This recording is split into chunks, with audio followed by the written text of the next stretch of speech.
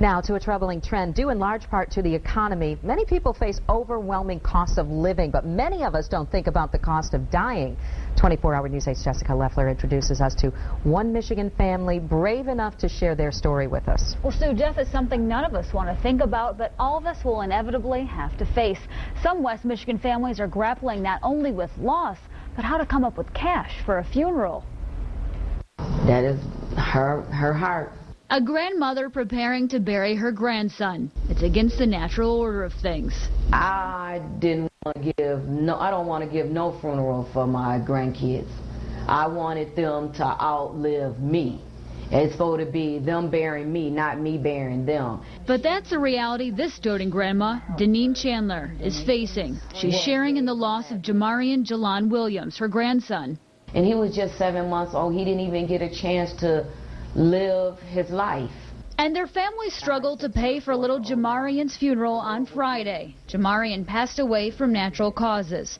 The family was rocked by the baby's passing, but even more unprepared by the staggering costs of his funeral. And unfortunately, we didn't have no insurance for him, and pretty much we didn't have any money to be able to bury him. More families are facing that battle every day. In the state of Michigan, according to the Michigan Funeral Directors Association, in 2006 to 2007, about 6,548 families used the indigent burial. It's where the state pays funeral directors the cost of funerals.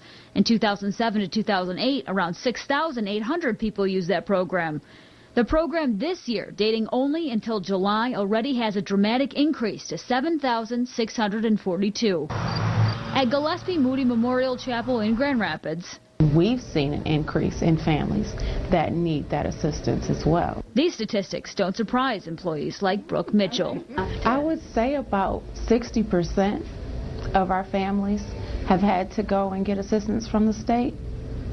So, that's a pretty large number. The best advice? Be prepared and talk to family members. If you don't have a life insurance policy, the best thing to do would be to either try and find one with low premiums or an insurance company that can work with you and be able to accommodate your financial situation. Little Daddy and Nairi and Kamara and his mom Natia, he didn't get a chance to walk yet. He just learned to crawl, and it's just hard on us. Hard because it's a part of us that's gone. From donations, Chandler and her family were able to raise about $200 for a basic funeral to pay for the costs at the cemetery. For Deneen, it's not enough. The casket, I feel is like pretty much like a disgrace. It's not even, a child shouldn't even be buried in it. But that's a free one, and unfortunately that's what we have to take because we can't afford it.